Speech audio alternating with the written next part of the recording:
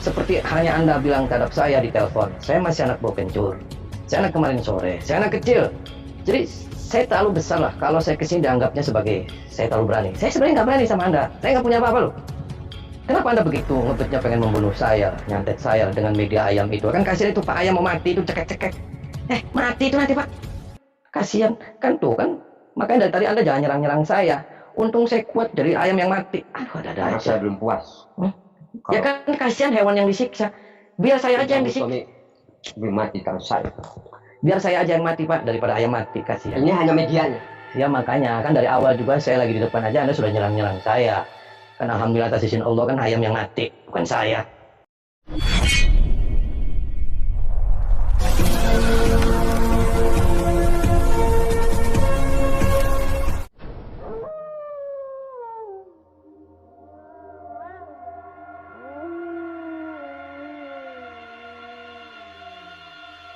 Assalamualaikum warahmatullahi wabarakatuh.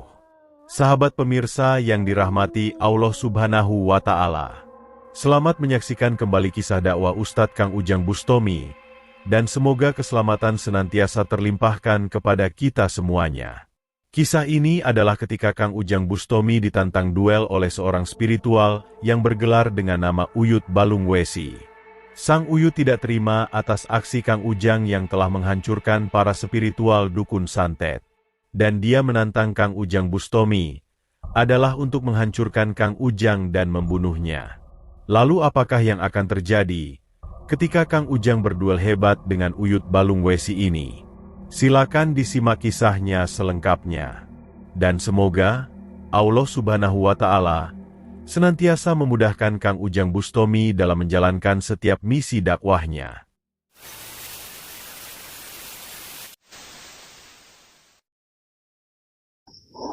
Allahumma sholli ala Muhammad ya Rabbi sholli alaihi wasallim. Allahumma sholli ala Muhammad ya Rabbi sholli alaihi wasallim. Rabbi fanfa'na bibarakatihim wahdina al-husna bihurmatihim. Rabbi fanfa'na bibarakatihim wahdina al-husna bihurmatihim.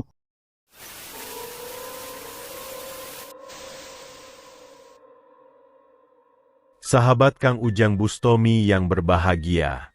Pria tua berpeci yang didatangi Kang Ujang itu adalah Haji Lutfi, seorang spiritual sesat yang biasa melakukan kirim santet. Dia adalah sesepuh dari para pengamal perdukunan, dan dia dikenal dengan gelarnya yang bernama Uyut Balung Wesi. Dan Kang Ujang datang adalah karena diundang oleh sang Uyut sesat tersebut. Hal tersebut adalah bermula dari sang Uyut yang menelepon Kang Ujang di padepokannya. Dia berkata bahwa dia ingin menantang duel dengan Kang Ujang untuk melakukan duel adu ilmu kanuragan. Dan kalau Kang Ujang memang hebat dan berani, dia meminta Kang Ujang agar datang ke rumahnya. Untuk tujuan apa sehingga sang Uyut ingin berduel dengan dirinya? Kata Kang Ujang Bustomi.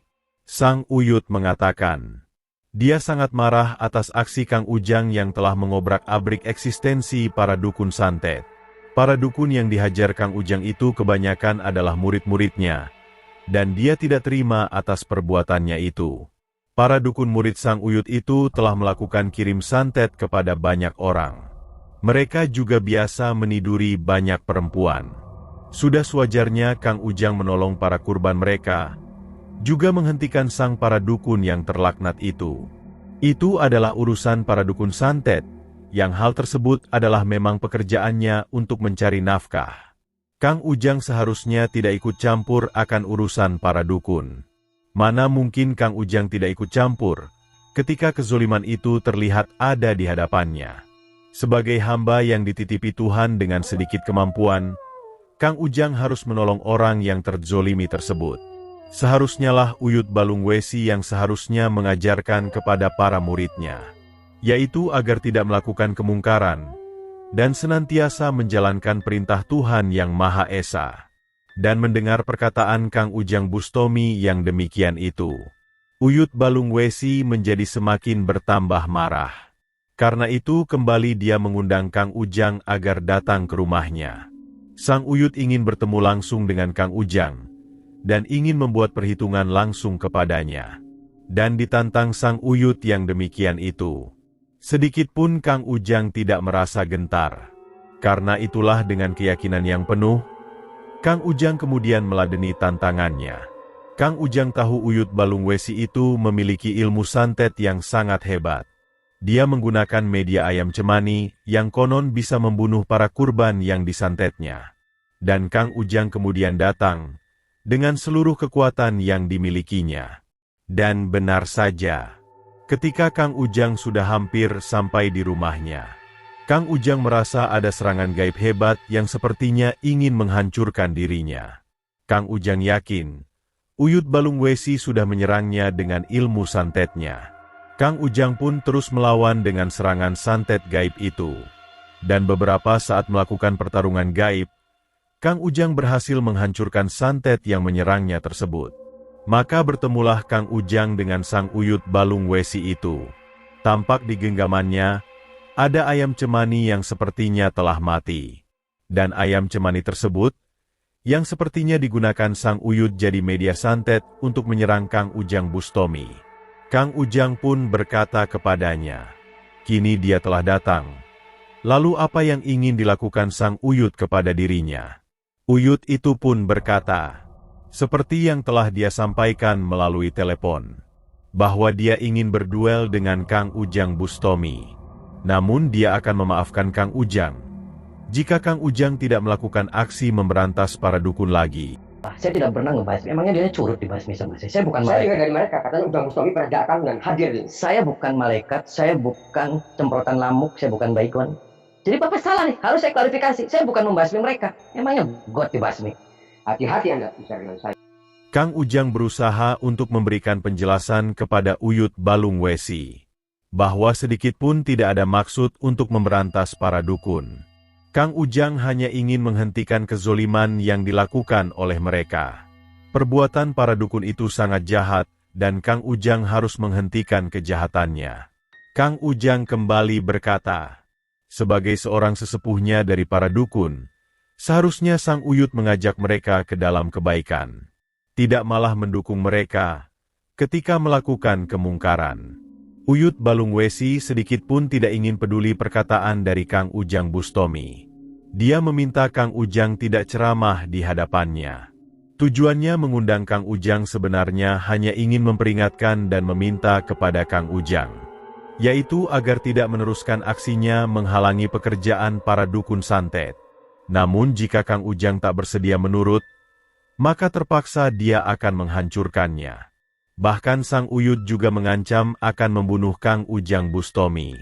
Melihat Sang Uyut yang tetap keras kepala itu, Kang Ujang pun tidak punya pilihan lain lagi. Jikalaulah Sang Uyut menginginkan yang demikian, Kang Ujang pun mempersilahkan Sang Uyut untuk melakukan yang dikehendakinya. Namun yang pasti, Kang Ujang tidak akan berhenti memberantas kesesatan dan kemungkaran, termasuk juga dengan Uyut Balungwesi. Jika Sang Uyut juga tidak berhenti dari praktek kirim santetnya, maka Kang Ujang juga pasti akan menghancurkannya. Maka terjadilah pertarungan hebat Kang Ujang dengan Sang Haji Sesat Uyut Balungwesi itu. Dengan seluruh kemampuan kanuragan yang dimiliki, mereka berusaha untuk saling menyerang dan menghancurkan.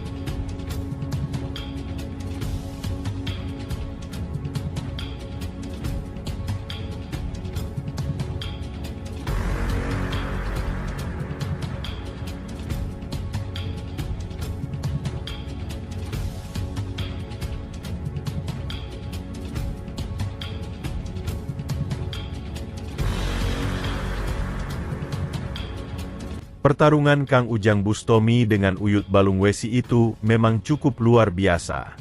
Dengan seluruh kemampuan hebat yang dimilikinya, mereka berusaha untuk saling menghabisi dan menghancurkan.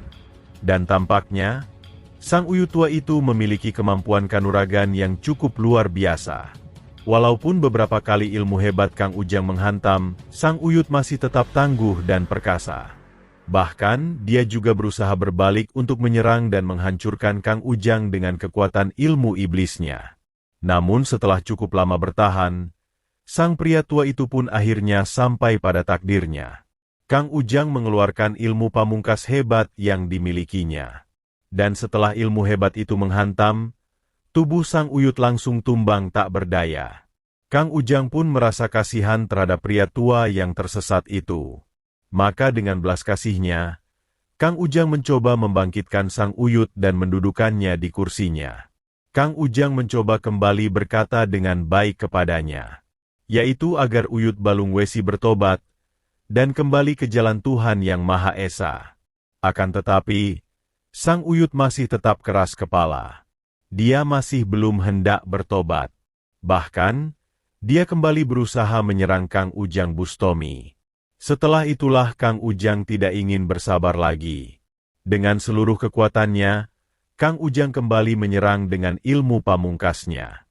Dan kini, ilmu pamungkas itu benar-benar telah menghancurkan Uyut Balungwesi. Ilmu hebat itu telah membuat sang Uyut sekarat. Bahkan sepertinya dia telah mati.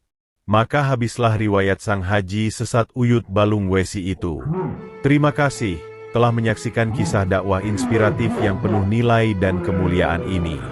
Ambil sisi positifnya dan buanglah sisi negatifnya. Tentunya kami juga berharap kisah dakwah yang kami sajikan ini bisa memberikan manfaat, juga bisa menjadi petunjuk bagi para pemirsa. Dan semoga Allah Subhanahu wa Ta'ala senantiasa memberikan banyak rahmatnya kepada kita semuanya.